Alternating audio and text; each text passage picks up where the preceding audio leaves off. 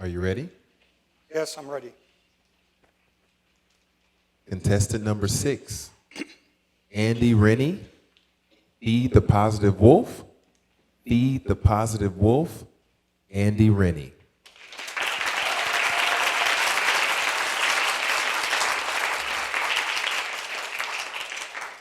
On the 16th of February at 5:30 a.m., my alarm clock woke me from a deep, peaceful sleep. At the time, I was in a hotel in Austin, and I was planning to run the Austin Marathon, which started at 7 a.m. Yes, you heard that correctly. I had voluntarily signed up to run 26.2 miles. And that does go to show that from time to time, I make very poor life decisions. When I first woke up, the very first thing I felt was fear. I felt a knot in my stomach. I felt like someone was forcing me to tightrope walk over the Grand Canyon with no safety net. My alarm clock flipped to 5:40, and I knew I had to get up. I had to get moving. I had to face the music. And by the music, I meant these voices that were continually going on inside my head, telling me all the things that I'd done wrong leading up to the race. One voice said, "You're too old." Another voice said, "You haven't trained enough."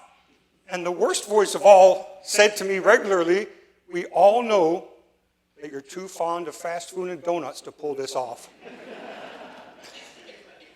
Faced with those voices and the fear, I did what any reasonable person would do in that same situation. I pulled my covers up, I closed my eyes, and I tried to go back to sleep. Contest chair and members of the audience, have you ever faced a task, a challenge that has been so intimidating that you just want to roll over and go back to sleep? I don't consider myself to be a quitter. I'd paid over $200 to do the Austin Marathon. Do you guys know how many donuts that could buy? But there I was, laying in my bed, doing some kind of mental gymnastics. The fear had been marinating inside me for weeks, and it had grown up into a full-blown panic attack. My biggest fear was that I would start the race somewhere around about halfway, let's say, I would stumble and fall and fail really embarrassingly. Someone would video it, it would go viral, and from that day forward, I would always be known as #MarathonFailGuy. Faced with the fear, faced with that, all I could see was failure and humiliation ahead of me. So I rolled over and I tried to go back to sleep. At first, relief washed over me, and I thought, good call, crisis averted. And as I lay there, I slowly started to think, why did I sign up for the marathon in the first place? I pictured myself crossing the finish line with my hands raised. I could actually almost feel the feeling of accomplishment. I pictured the medal. In Austin, you get a beautiful belt buckle medal with a picture of Austin on the front. I could picture it in my mind. And then I thought about telling jokes and stories with all my running friends on the course. It kind of got me going, so I thought, you know what? I'm going to get up and I'm going to go to the start. I'm not going to run. I'm just going to cheer on other runners. And then gracefully retreat back to my hotel. So I got up and I got dressed. I went to the start. But a funny thing happened. When I got there, I kind of got caught up in the enthusiasm. Before you knew it, I was stood in the start corral with all these other runners. And it was at that point I did what any other sleep-deprived, adrenaline-fueled person would do, and I made an impulsive decision. I decided to run just the first 2 miles. Now, that would not be quitting. That is just a new strategy. So when the start gun went, I started running. When I got to mile 2, I actually felt pretty good. And I realized at that point, maybe donuts do have some nutritional value. So I thought, hey, I think I'll go to mile 6. That's much closer to my hotel. So I kept running. When I got to mile 6, I still felt pretty good. So at that point, I said, why don't I just go halfway? I'll do a half marathon. That'll be something. So I started running. When I got to about mile 11, I started talking to another runner. It was her first ever marathon. So I encouraged her, and she encouraged me.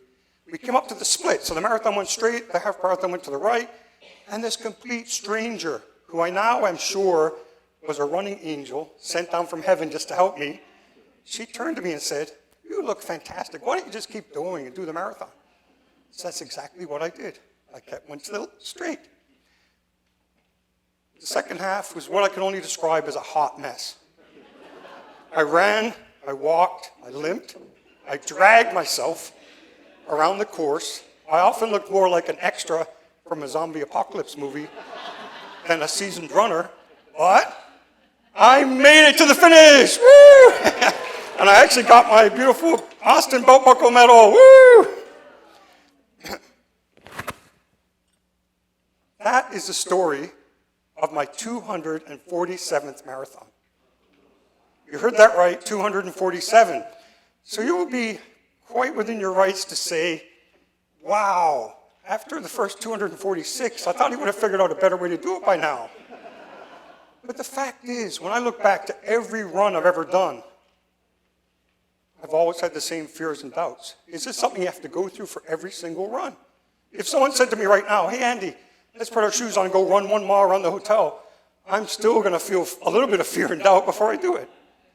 There's a very, very famous story that inside all of us, there are 2 wolves. There's a positive wolf and a negative wolf. And those wolves are continually fighting to control our actions and our thoughts. And as per the story, the wolf that wins that fight is the wolf that we ourselves decide to feed.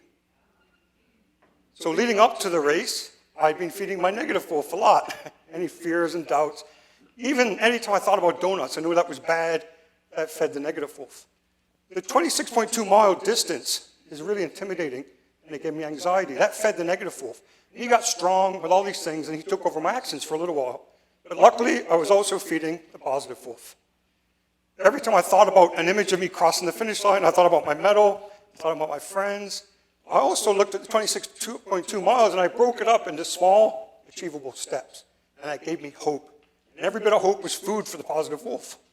He got strong enough to dictate my actions, and I managed to finish the race. If you ever find yourself laying in bed, trying to get motivated to take on a difficult task, just remember, we are all stronger than our fears and our doubts. We just need to feed our positive wolf. Thank you, sir.